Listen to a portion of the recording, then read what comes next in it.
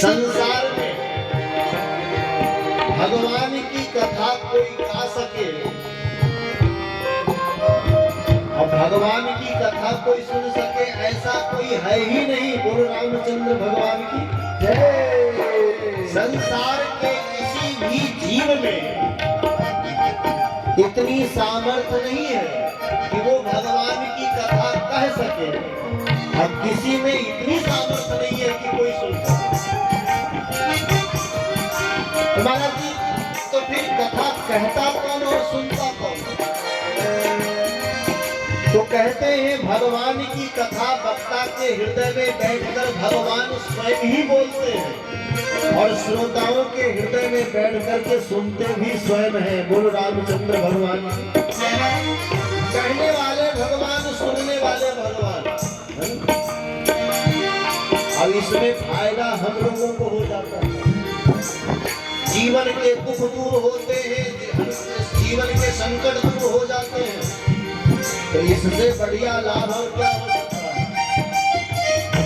जो कथा सुनते हैं उनके जीवन में अमंगल नहीं होते। क्यों? क्योंकि ये कथा जो है वो श्री रामचंद्र जी की है और कहते हैं राम जी तो मंगल भवन अमंगल हारी है। जो राम जी की कथा सुनते, राम जी का भजन करते, राम जी की भक्ति करते, रामचरित का पाठ करते, उनके साथ सदैव हनुमान जी रहते हैं गदा लेकर के। इसका कोई बात बात नहीं करता।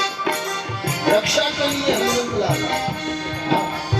मंगल मूर्ति भानुति नंदन महावीर बलधारी। मंगल मूर्ति भानुति नंदन महावीर बलधारी। मूर्ति मारुति नंदन महावीर बलधारी। मंगल मूर्ति मारुति नंदन महावीर बलधारी। मस्त रहे श्री राम नाम में भक्तों के हितकारी। मस्त रहे श्री राम नाम में भक्तों के हितकारी।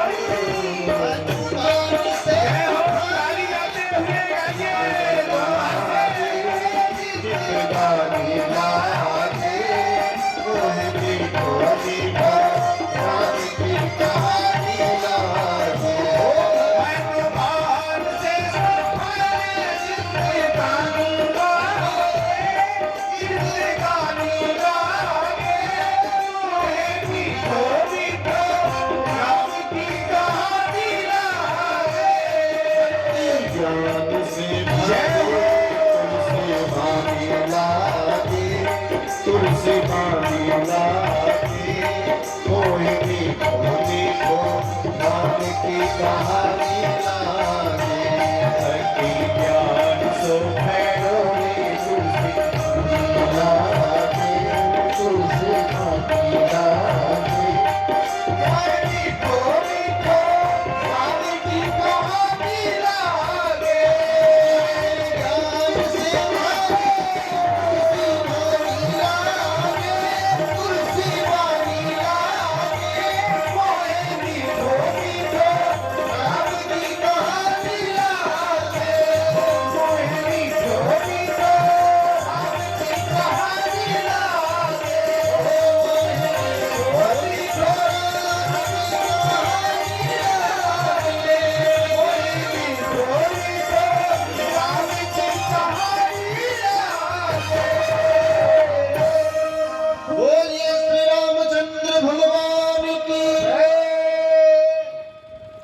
तो श्री राम चरितमानस इस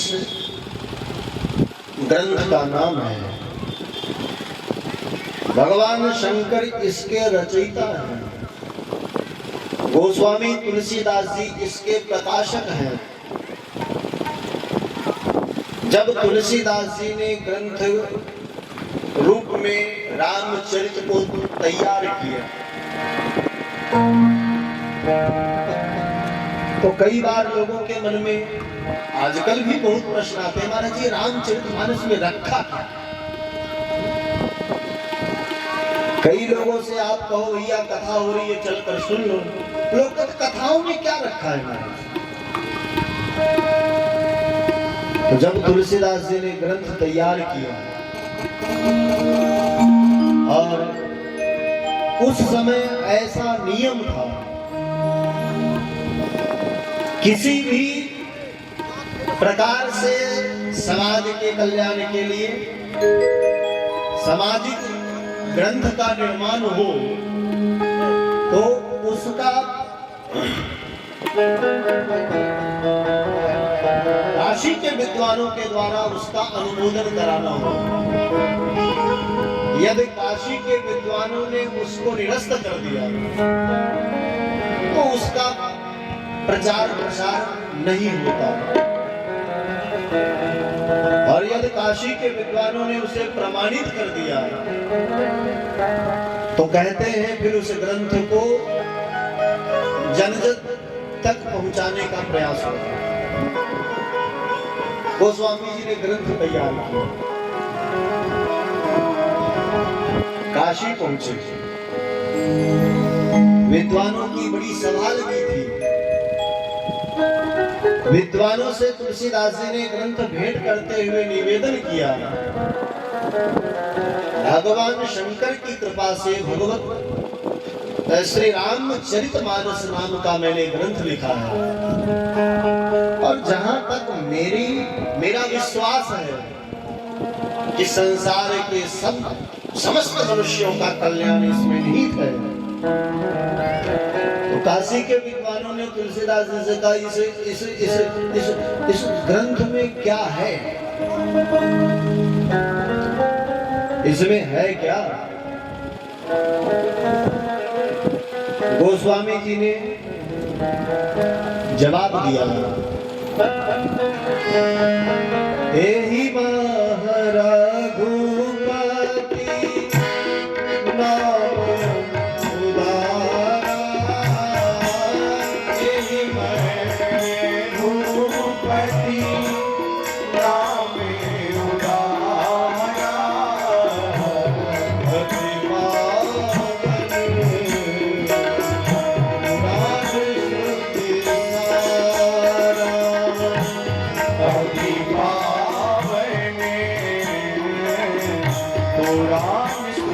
उदारा, गोस्वामी जी ने कहा कि इसमें राम जी का नाम है, एहि महा रघुपति नाम उदारा, इसमें राम जी का उदार नाम है। विद्वानों ने कहा तो उस नाम की महिमा क्या है। तो गोस्वामी जी ने कहा कि परम पावन नाम है वह।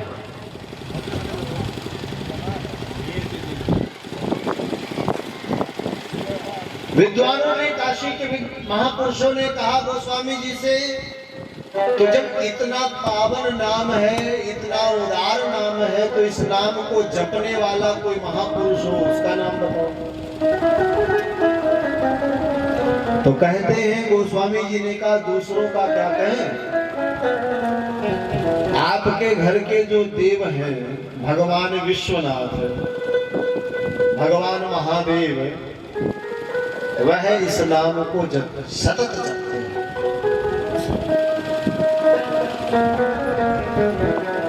उमा सहित जेहि जपत पुरारी, अकेले नहीं परिवार के साथ बैठकर इस नाम को जपते हैं।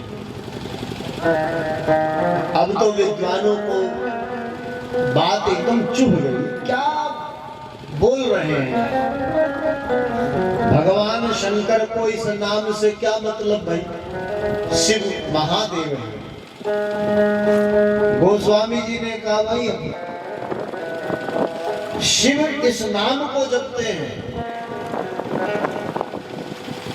बाद में बड़ी परीक्षा हुई, कहते हैं इतिहास प्रमाण है इसका। काशी के विद्वानों ने तुलसीदास जी से कहा, तुलसीदास बात अब बहुत बड़ी कह दी आपने। अब तक तो मैं समझता था कि भाई आपने ग्रंथ लिखा है, इसके प्रस्तावना के लिए, इसके समाज में प्रचार प्रसार के लिए मेरे द्वारा इसे प्रमाणित करवाओगे, तो ये बात केवल ग्रंथ तक सीमित थी। लेकिन अब बात तो भगवान शंकर पर आ गई है, तो अब इसका निर्णय भगवान शंकर ही करेंगे। तुलसीदास जी ने कहा तो मैंने कब मना किया? विद्वानों ने कहा तुलसीदास जी अब एक बार सोच लो। तुलसीदास जी ने कहा सोच लिया महाराज जी, जो होगा सो होगा, हमारा तो विश्वास है। अब ग्रंथ की परीक्षा के लिए क्या तुलसीदास की बातें सत्य है, इस बात को प्रमाणित करने के लिए विद्वानों ने ग्रंथ के प्रमाण के लिए महाराज जी जो विधान किया वो बड़ा विचित्र। कहते हैं विश्वनाथ जी के मंदिर में इस ग्रंथ को सबसे नीचे रखा, उसके ऊपर उपनिषद रखे, उसके ऊपर पुराण रखे, पुराणों के ऊपर वेद रखा। विद्वानों ने मंदिर बंद कर दिया। यह बात हुई कि प्रातः काल जब मंदिर खुले, उस समय यदि आपका ग्रंथ ऊपर आ गया तो आपकी सारी बातें सत्य होगी और हम इस ग्रंथ को प्रमाणित कर देंगे। और यदि ऐसा नहीं हुआ तो गोस्वामी तुलसीदास जी ने श्री राम नाम का स्मरण करते हुए कहा यदि ऐसा नहीं हुआ तो इस ग्रंथ को यही गंगा में बहा दूंगा, आपके चरणों का सेवक बनकर आजीवन रहूंगा, ये मैं संकल्प करता हूं। ऐसा ही हुआ। मंदिर बंद हो गए, रात बीत रही है, गोस्वामी जी राम नाम का सुमिरन कर रहे हैं। प्रातः काल जब सब इकट्ठे हुए, विश्वनाथ जी के मंदिर का पट खोला गया और भीतर जाकर जब देखा तो रामचरितमानस सबसे ऊपर रखा हुआ। जितने महापुरुष गण थे आश्चर्य में पड़ गए, ये कैसे? समीप गए, समीप में जाकर देखा, मानस जी को देखा तो महाराज जी उस पर भगवान शंकर ने हस्ताक्षर कर दिया, सत्यम शिवम सुंदरम। विद्वानों ने देखा, गोस्वामी जी की तरफ देखकर सबके आंखों में अश्रु आ गए, प्रेम के अश्रु। तुलसीदास जी की तरफ देखकर विद्वानों बोले तुलसीदास जी अब तुम्हारे ग्रंथ को संसार में जन जन तक पहुंचने से कोई रोक नहीं सकता। क्यों? क्योंकि इसको तो भगवान शंकर ने प्रमाणित कर दिया है। बोलिए भोले शंकर भगवान की जय।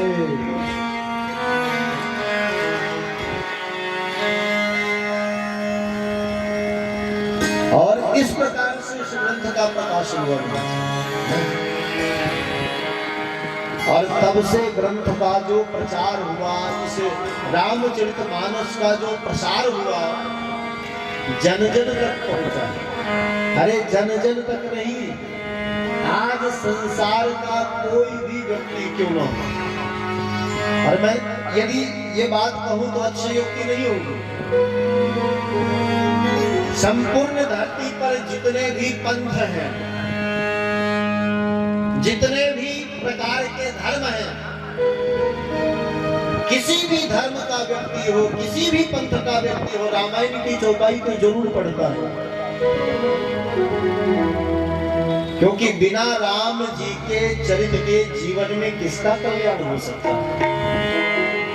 महर्षि वाल्मीकि रामायण में कहते हैं श्री राम शरणम समस्त जगताम, रामम बिना कावति। नाम अलग, शब्द अलग, पर बिना राम नाम के किसी की गति नहीं है, बिना रामचरित्र के किसी की सदगति नहीं है, बिना राम सुमिरन के किसी का कल्याण हो ही नहीं सकता। बोलिए रामचंद्र भगवान की। तो ऐसा ये ग्रंथ है, ऐसे भगवान श्री रामचंद्र हैं।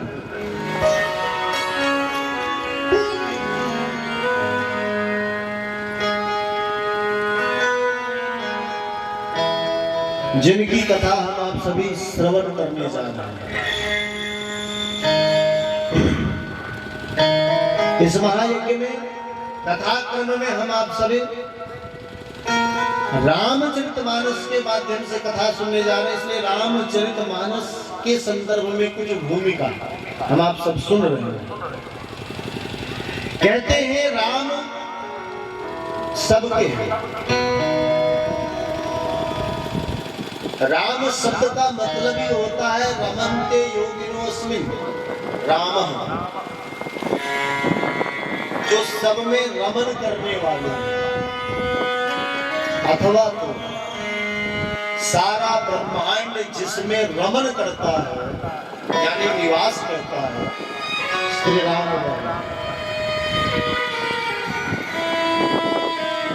उनकी कथा हम आप सभी श्रवण करने जा रहे हैं।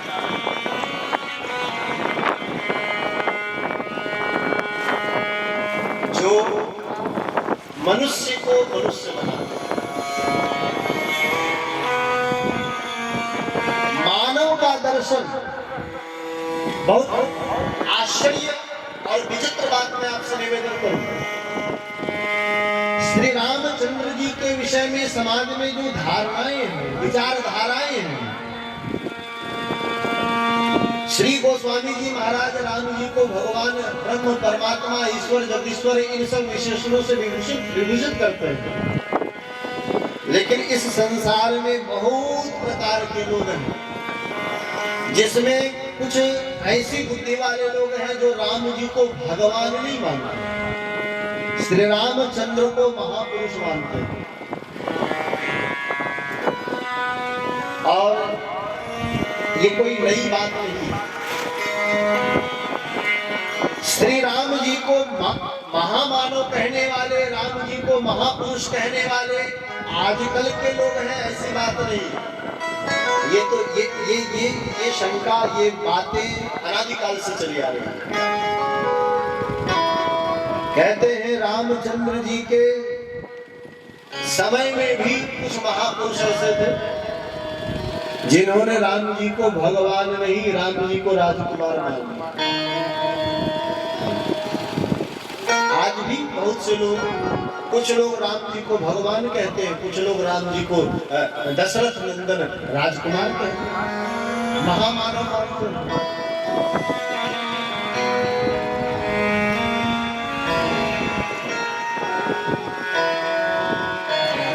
अब प्रश्न यह है कि राम वस्तुतः है क्या? राम जी भगवान है कि महामानव है? तो इसका निर्णय करना बड़ा कठिन हो जाता है। महर्षि वाल्मीकि ने वाल्मीकि रामायण में राम जी को महापुरुष की संज्ञा दी है। राम जी भगवान नहीं, महापुरुष है।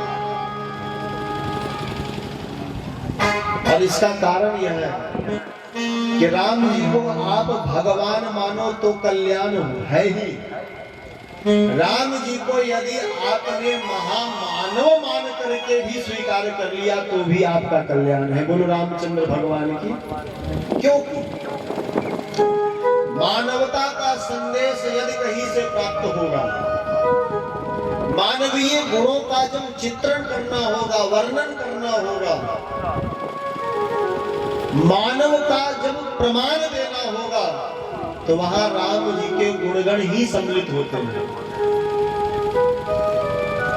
राम जी के विपरीत गुण, रामचंद्र जी से विपरीत गुण वाले को मानव नहीं कहते हैं। चाहे राम जी का माता पिता के प्रति भावना हो, राम जी के भातृ प्रेम को आप ले लीजिए, राम जी की मातृ पितृ भक्ति आप ले लीजिए, राम जी का मैत्रीय गुण आप ले लीजिए, ये सब मानवीय गुण है। राम जी में जितने भी गुण, महर्षि वाल्मीकि ने राम जी के 16 गुण वर्णन किए। उन 16 गुणों से मानव की पूर्णता है। ततः स्वाध्याय वीरता महाराज क्रम से एक एक गुण बड़े कल्याणकारी है। यदि राम को ब्रह्म मान लिया तो आपका कल्याण है। यदि राम जी को आपने महामानव माना है तो संपूर्ण गुण तो नहीं, एक भी गुण राम जी का जीवन में अपना लीजिए, जीवन धन्य हो जाएगा। बोलो रामचंद्र भगवान। केवल कहने सुनने का विषय नहीं है। कबीरदास जी महाराज कहते हैं, कहा सुनन की बात नहीं, देखा देखी बात, वो उतरा तो भी उतर, हो जाए प्रभात। कथा केवल कहने सुनने तक ही सीमित न हो, कथा तो समझने की वस्तु है। राम जी का संपूर्ण गुण नहीं तो राम जी का एक गुण भी यदि जीवन में अपना लिया जाए तो वो मनुष्य सारे संसार में वंदनीय हो जाता है। बोलो रामचंद्र भगवान की। और इसीलिए तो कथा सुनी जाती है।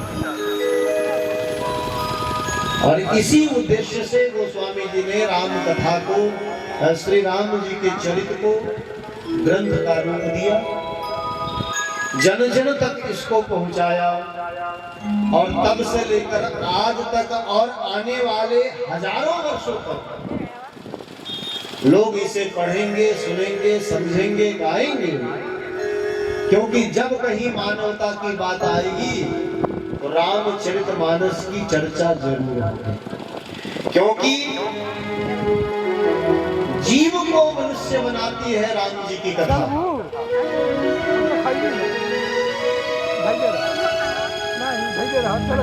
हम क्या हैं? हम कौन हैं? ये बात हमें समझ में आएगी तब, बोले जब राम जी की कथा सुनेंगे। क्योंकि बिना राम जी की कथा सुने हमें पता ही नहीं चलता कि हम कौन हैं। हम मनुष्य हैं कि पशु हैं।